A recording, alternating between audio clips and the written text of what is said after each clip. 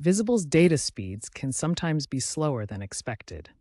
Let's troubleshoot the most common causes. First, check Visible's coverage map using the official website or app to ensure you're in a strong coverage area.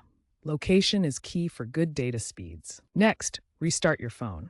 This simple step often resolves temporary network glitches that can slow down your connection. Then, check your data usage. Visible offers unlimited data, but speeds may be temporarily reduced when the network is congested and after 50 gigabytes of use during a billing cycle.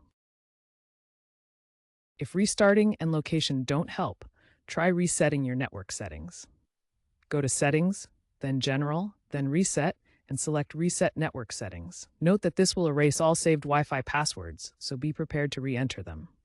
Next, ensure your Visible SIM card is properly seated. Power off your phone completely, then remove and carefully reinsert the SIM card.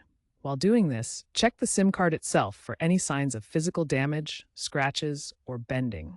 If the SIM card appears damaged, contact Visible support immediately for a replacement. Finally, if problems persist, contact Visible's customer support directly through the Visible app or their website. They can help diagnose specific account or network issues affecting your data speed. Make sure to have your account information ready when you contact them.